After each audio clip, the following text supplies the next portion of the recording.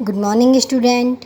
ये हमारा 9th class का लेसन नंबर 4 इलेक्टोरल पॉलिटिक्स का अगला जो वीडियो है। हमारा आज का टॉपिक है इलेक्शन कैंपेन। ठीक है, जैसे आपको इस बुक में दिखाई दे रहा होगा, आज का हमारा टॉपिक है इलेक्शन कैंपेनिंग। इससे पहले हमने जो टॉपिक लिया था वो था हमारा नॉमिनेशन ऑफ कैंडिडेट। ये वाला टॉपिक तो हो चुका है कंप्लीट। उसके बाद में मैंने आपको यहाँ पे ये कहा था जितनी भी स्टेट कॉन्स्टिट्यूएंसीज़ है, जैसे यूपी में 80 है, सिक्किम में 1 है, तो ये सारी आपको लर्न होनी चाहिए। ये बहुत काम की चीज़ें हैं, आगे आपसे जीके क्वेश्चंस में आगे आपके एग्ज़ाम में भी आपसे डिस्कस की जा सकती हैं, इसलिए एटलीस्ट आपको ये याद होनी चाहिए। जितना ज़्यादा याद कर सकते हो उतना ज़्यादा आपके लिए बेस्ट होगा। Okay, come to the point. हम आज के अपने टॉपिक पे चलते हैं। देखिए, हमारा जो टॉपिक है इलेक्शन कैंपेनिंग, इस टॉपिक के अंदर सबसे पहले इलेक्शन कैंपेनिंग होता क्या है। ठीक है, अब इलेक्शन कैंपेनिंग कर रहे हैं हम, तो सबसे पहले किस चीज़ के लिए किया, इलेक्शंस के लिए किया जा रहा है। कौन करेगा, सीधी सी बात है, जिन्होंने हमारे इलेक्शन कमीशन से रिक्वेस्ट की है कि हमें भी अब की बार इलेक्शन में पार्टिसिपेट करने की परमिशन दे दी जाए। यानी कि जो इलेक्शन कंडक्ट करने वाले हैं और अब की बार इलेक्शन में पार्टिसिपेट करना चाहते हैं, यानी कि जिन्होंने नॉमिनेशन फॉर्म फिल किया है। अब इसके लिए देखो यहाँ पे एक लाइन लिखी है, it provide a presentative to the peoples that whose policies would be better. ठीक है, ऑप्शंस। अब ये कह रहे हैं कि इससे क्या होता है, इलेक्शन जब कैंपेनिंग की जाती है तो उससे हमें ये पता चलता है कि जिन्होंने नॉमिनेशन फॉर्म भरा हुआ है, उन नॉमिनेशन फॉर्म के अंदर कौन सी पॉलिटिकल पार्टी है, कौन सी अपने लिए हमारे लिए बेटर पॉलिसीज़ प्रोग्राम कंडक्ट करने वाली है, किसने नॉमिनेशन फॉर्म भरा है। ठीक है, ये सारी चीज़ें हमें इसके द्वारा मिल जाती हैं। उसके बाद में लिखा है, takes place between announcement of the final list of candidate and the date of polling. अब देखो, अब इन्होंने ये कह दिया कि इलेक्शन कैंपेनिंग कर रहा है, लेकिन कोई ना कोई टाइम तो डिसाइड होगा हमारे मन में आए जब हम इलेक्शन कैंपेनिंग तो कर नहीं सकते। आप लोग भी इतने मैच्योर हो गए होंगे, आप लोगों ने भी देखा होगा जब आपके एरिया में पार्षद का, इन सब के एमपी वगैरह का, एमएलए वगैरह के इलेक्शन होते हैं, तो लोग आपके घर आते हैं, आप लोगों को साउंड अलग अलग म्यूज़िक में इनमें साउंड सुनाई देता है, आपके आसपास के एरिया में पोस्टर वगैरह होते हैं। तो कहने का मतलब है, जब इलेक्शन कमीशन इलेक्शन कंडक्ट करवाने की डेट डिसाइड करता है, नॉमिनेशन फॉर्म भरे जा चुके होते हैं, जो हमारा प्रीवियस टॉपिक था, उसके भरने के बाद में जो इलेक्शन कैंपेनिंग है वो ओनली 2 वीक्स के लिए की जाती है। वो 2 वीक कब होते हैं, जब इलेक्शन जो कमीशन है वो कैंडिडेट की लिस्ट डिक्लेयर कर देता है कि अब की बार इलेक्शन के अंदर कौन कौन पार्टिसिपेट करने वाला है। आप लोगों के यहाँ पे पार्षद और वार्ड के या सरपंच के इलेक्शन होते हैं, जब आप लोग देखते होंगे कि हमारा जो म्युनिसिपल कॉर्पोरेशन है, कम्युनिटी है, इससे आपको पता चलता है कि हमारे एरिया से, हमारे वार्ड से कितने लोग खड़े होने वाले हैं पार्षद के लिए। ठीक है, अब उसके बाद में जब वो नॉमिनेशन फॉर्म, जब वो डेट डिक्लेयर हो जाती है, उस डेट के बाद में 2 वीक यानी कि 14 डेज़ तक वो लोग क्या कर सकते हैं, इलेक्शन कैंपेनिंग कर सकते हैं। और कब तक कर सकते हैं, जिस दिन इलेक्शन होता है उससे एक दिन पहले तक कर सकते हैं। उसके बाद में उनको इलेक्शन कैंपेनिंग करने की परमिशन नहीं दी जाती। समझ में आ गया। इलेक्शन कैंपेनिंग जो होती है वो नॉमिनेट कैंडिडेट के द्वारा की जाती है। जिस दिन इलेक्शन कमीशन के द्वारा लिस्ट डिक्लेयर की जाती है, उस डिक्लेरेशन लिस्ट के बाद में 2 वीक तक वो अपने प्रोग्राम, अपनी पॉलिसीज़, यानी कि कहने का मतलब है कि वो अपने वोट जो पावर है उसको ज़्यादा से ज़्यादा करने की कोशिश कर सकता है 14 डेज़ के लिए बस। उसके बाद में एक दिन का गैप होता है, उसके बाद में इलेक्शन की डेट आ जाती है। इनके बीच में एक दिन का 1 डे का टाइम उसके पास होता है। यहाँ तक आपको समझ में आ गया होगा। अब उसके बाद में है व्हाट डिड दे डू। अब कौन क्या कर सकते हैं, हम बात करें उन लोगों की जो लोग नॉमिनेशन फॉर्म भरते हैं, यानी कि जो अब की बार हमारे एरिया से खड़े होने वाले हैं। जीता तो एक ही है, लेकिन काफ़ी सारे जो लोग हैं वो नॉमिनेशन फॉर्म को फिल करते हैं। वो लोग क्या क्या कर सकते हैं उसके बारे में है। देखो, सबसे पहले क्या करते हैं कि जो नॉमिनेशन फॉर्म भरते हैं वो क्या करते हैं, कैंडिडेट कंडक्ट देयर वोटर्स। अब सबसे पहले वो क्या करते हैं कि जो कैंडिडेट होते हैं वो इलेक्शन कंडक्ट करवाने के लिए जो वोटर्स हैं उनसे रिक्वेस्ट करते हैं। किस बात की रिक्वेस्ट करते हैं, वो यानी कि अगर मैं आपकी लैंग्वेज में समझाने की कोशिश करूँ तो वो वोट मांगने जाते हैं, वोट मांगते हैं। ठीक है, घर घर आते हैं, नमस्ते करते हैं, आपसे बातचीत करते हैं। ठीक है, कई बार तो आपसे ऐसा बिहेव करते हैं जैसे कि वो आपकी फैमिली मेम्बर ही हैं। वो जब तक होता है, जब तक ये उनका इलेक्शन कैंपेनिंग चलता है, उसके बाद में तो वो आके शक्ल भी नहीं दिखाते। ये फैक्ट है। हो सकता है आपके फैमिली मेम्बर में भी कोई हो, लेकिन ये पॉलिसीज़ वगैरह बनाने के लिए केवल हम जैसों से वोट लेने के लिए किया जाता है। उसके बाद में वो अपनी सारी जो भी उन्होंने प्रोमिसेस की हुई होती है वो सारी प्रोमिसेस भूल जाते हैं। यहाँ तक कि अगर आप फ़ोन करके बुलाओगे तो भी वो नहीं आएंगे, और उस समय तो बिना बुलाए भी आने को तैयार हो जाएंगे। उसके बाद वो क्या करते हैं, इलेक्शन मीटिंग। उसके बाद वो इलेक्शन मीटिंग्स करवाते हैं ताकि वो ज़्यादा से ज़्यादा लोगों का फेवर अपने साइड में कर सके। उसके बाद क्या है, mobilise the support of supporters. वो क्या करते हैं कि जो भी सपोर्टर्स होते हैं जो उनके फेवर में होते हैं उन लोगों से अपनी सपोर्ट करने के लिए कहते हैं, और ज़्यादा से ज़्यादा सपोर्ट को बढ़ाने की कोशिश करते हैं, यानी कि अपनी तरफ अट्रैक्ट करते हैं सपोर्टर्स को। और सपोर्टर्स भी क्या करते हैं, अपनी पॉलिटिकल पार्टीज़ के अपने मेंबर की जगह जगह जाके कि वो बंदा अच्छा है, हमें उसको वोट देना चाहिए, यानी कि सपोर्टर भी पूरा सपोर्ट करते हैं, मोबिलाइज़ किया जाता है वोट को। ठीक है, उसके बाद में है कि जो हमारा उसके बाद में ये है कि ये जो पॉइंट है वो किसके द्वारा की जाते हैं, नॉमिनेशन फॉर्म फिल करने वाले के लिए की जाते हैं। अब क्या है, successful slogan over big issue. अब जो पॉलिटिकल पार्टीज़ वगैरह है, जो बंदा कैंडिडेट खड़ा हो रहा है, वो क्या करते हैं, वो सक्सेसफुल बनने के लिए स्लोगन बनाते हैं। ये भी बहुत बड़ा इशू है। क्या करते हैं, वो ऐसे ऐसे स्लोगन बनाते हैं जो स्लोगन उन लोगों के लिए लगता है कि लोग सुनेंगे और उनके साथ हो जाएंगे। इसको मैं एग्जांपल से समझाती हूँ, आपके एनसीईआरटी बुक में भी दिया हुआ है। पहला है कि इंदिरा गांधी ने दिया था गरीबी हटाओ। ठीक है, किसने दिया था, इंदिरा गांधी ने। उनका स्लोगन क्या था, गरीबी हटाओ। कांग्रेस पार्टी के द्वारा था जिसमें इंदिरा गांधी थी उस समय लीडर, और ये दिया गया था 1971 के अंदर। अब इस स्लोगन में जो इंदिरा गांधी है उन्होंने क्या किया, अब देखो मेन बात है कौन जीतता है कौन हारता है इससे हमें कोई मतलब नहीं होता है।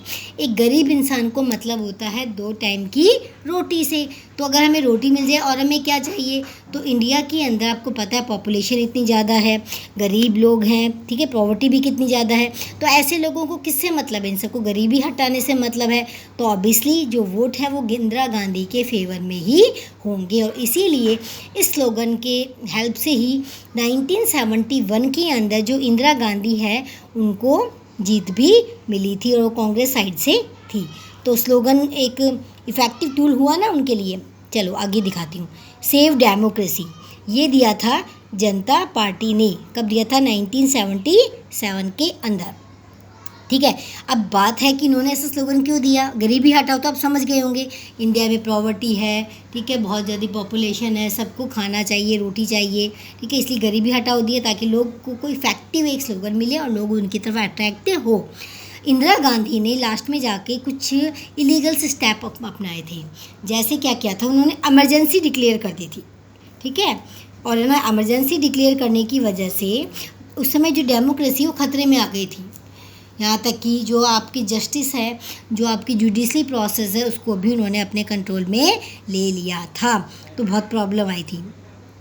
इसीलिए ये जो आपके उस समय 77 में जयप्रकाश नारायण ने इंदिरा गांधी के अगेंस्ट में जब उन्होंने इमरजेंसी लगा दी थी, एक स्लोगन दिया था, सेव डेमोक्रेसी, क्योंकि उस समय डेमोक्रेसी खतरे में थी। अब खतरे में क्यों थी?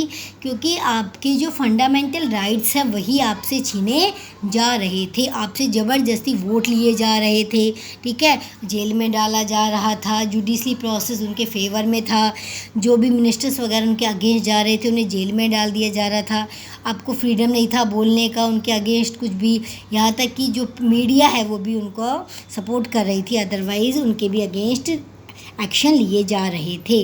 तो इसलिए डेमोक्रेसी खतरे में थी, इसीलिए उन्होंने स्लोगन दिया सेव डेमोक्रेसी। अगला स्लोगन जो आपका है लैंड टू द टिलर, ठीक है, ये भी ये लैंड टू द जो टिलर है ये भी फ्रंट ने दिया, left land to the tiller left. ये स्लोगन भी एक इफ़ेक्टिव था। क्यों था? क्योंकि जो जमींदार जो लोग होते हैं, वेस्ट बंगाल की बात है, ये वेस्ट बंगाल में स्लोगन मिला हुआ था, क्योंकि उस समय क्या था, जो जमींदार वो बार बार जो किसान थे वो बहुत ज़्यादा डिसअपॉइंटेड थे जमींदारों से। अब वो क्या चाहते थे कि अच्छे से अच्छे वेस्ट बंगाल के अंदर क्या हो, लैंड रिफॉर्म्स हो, और वो जो लैंड रिफॉर्म्स जो होंगे वो जो पुअर जो फार्मर्स होते हैं उनके फेवर में होंगे। इसीलिए ये जो स्लोगन है लैंड टू द टिलर, ये फार्मर्स के लिए, ताकि फार्मर्स को उनकी लैंड मिल सके। तो ऑब्वियसली इस जो फ्रंट है इन्होंने क्या किया था, इन्होंने का प्रॉमिस किया था कि हम आपको आपकी लैंड आपके हैंडओवर करेंगे, जिसकी वजह से जो फार्मर हैं वो इस स्लोगन से बहुत ज़्यादा इम्प्रेस हुए। अगला स्लोगन है, ठीक है, protest the self respect of the Telugus, ठीक है। अब देखो स्लोगन से ही क्लियर हो रहा है कि किसे प्रोटेस्ट करना है, तेलुगुज को, ठीक है, यानी कि आपको तेलुगु से रिलेटेड यहाँ पे बात चल रही है। ये वाला जो स्लोगन है वो तमिलनाडु में दिया गया था। किस लिए दिया गया था? क्योंकि उस समय जो वो थे, क्या बोलते हैं, टी.एन. रामाराव थे 1983 के अंदर, उनको लग रहा था कि जो तेलुगु जो है उनको प्रोटेक्शन की ज़रूरत है, ठीक है। क्यों था? क्योंकि लैंग्वेज को मैटर को लेकर जो तेलुगुज है उनको प्रॉब्लम फेस करनी पड़ रही थी, उनको पूरे राइट्स नहीं मिल रहे थे, तभी स्लोगन दिया गया था। और इस स्लोगन की वजह से जो इन्होंने प्रॉमिस किया कि मैं तेलुगुज का प्रोटेक्शन करूँगा और मैं जितना भी वर्क वगैरह करूँगा वो आप लोगों के फेवर में करूँगा। तो ये स्लोगन समझ में आ गए आपको कि इन स्लोगन की वजह से ऐसे स्लोगन दिए जाते हैं जो उस एरिया के लिए इफ़ेक्टिव हों। अब जैसे उनको लगा कि तमिलनाडु के अंदर तो तेलुगुज के फेवर में अगर कोई बात बोलूँगा तो उनको बहुत ज़्यादा पॉजिटिव रिजल्ट मिलेगा, तो इसलिए उनके फेवर में स्लोगन दिया गया। इंदिरा गांधी ने सोचा इंडिया में पुअर लोग हैं तो पॉवर्टी हटाओ, गरीबी हटाओ का स्लोगन दे दिया गया। नारायण जी ने सोचा कि जो डेमोक्रेसी खतरे में है तो इंदिरा गांधी के अगेंस्ट सेव डेमोक्रेसी, ठीक है। वेस्ट बंगाल में सोचा कि लैंड है किसानों के पास नहीं है तो लैंड को बचाने के लिए लैंड टू द टिलर दे दिया, तो सबने अपने अकॉर्डिंग स्लोगन बनाए। तो आपको समझ में आ गया होगा ये सारा। अब उसके बाद में है कि हम लोग क्या चाहते हैं, इलेक्शन कमीशन क्या चाहता है, सबको इक्वालिटी मिले, सबको पॉलिटिकल राइट्स मिले, ठीक है, जो भी कैंडिडेट नॉमिनेशन फॉर्म फिल करे सबको इक्वालिटी मिले। इसलिए इलेक्शन कमीशन ने कुछ model code of conduct decide किए हैं, यानी कि उनको फॉलो करना होगा जो नॉमिनेशन फॉर्म फिल करेंगे, ठीक है। इससे क्या होगा, ये कुछ गाइडलाइंस हैं जो गाइडलाइन को फॉलो करनी पड़ती हैं जिससे कि डेमोक्रेसी को सेव किया जा सके और इलेक्शन कमीशन को फ्री एंड फेयर बनाए रखा जा सके। पहला पॉइंट क्या है, no party can use any place of worship for election propaganda.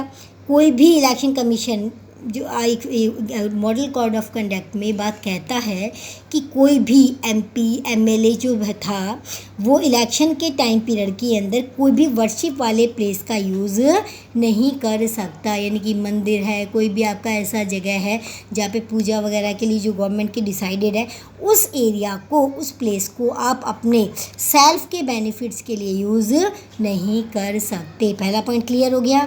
आप किसी भी मंदिर को, ऐसे भी किसी स्थान को आप अपने इलेक्शन के लिए यूज़ नहीं कर सकते, सीधी सी बात है। सेकंड है पॉइंट आपका, no party can use government aircraft and official for elections.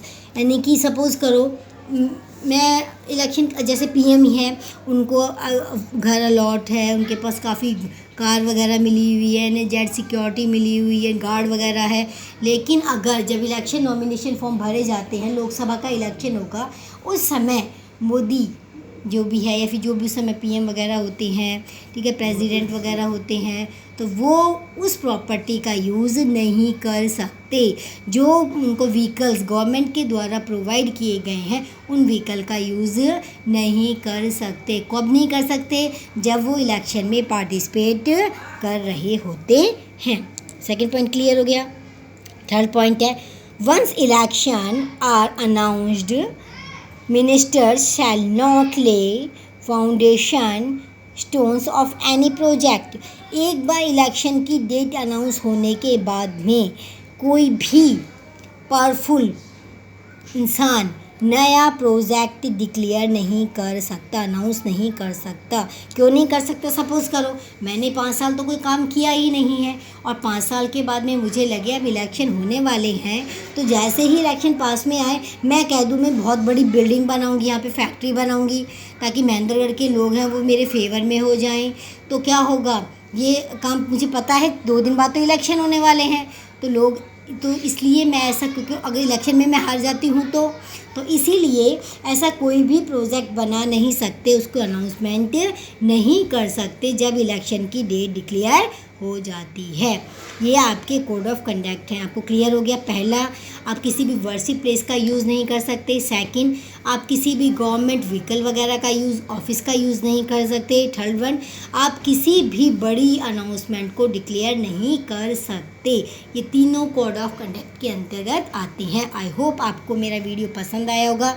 पहली बात तो आप लोग लाइक और शेयर नहीं करते। दूसरी बात, आप लोग वीडियो देखते ही नहीं है। जिन बच्चों की रिक्वेस्ट पे इन सब पे मैं वीडियो बना रही हूँ वो नहीं देखते, तो मेरा क्या बेनिफिट हुआ वीडियो बनाने का? मैं तो जूम क्लास ले लूँगी या और किसी पर्पज़ से पढ़ा दूँगी। आप लोगों की रिक्वेस्ट पे मैं वीडियो बना रही हूँ, सब बहुत दुख होता है जब ये पता चलता है ना तो आप वीडियो देख रहे हो, ना ही शेयर और लाइक कर रहे हो। आई होप आपको मेरी बात, मेरा टॉपिक क्लियर हुआ होगा। Thank you.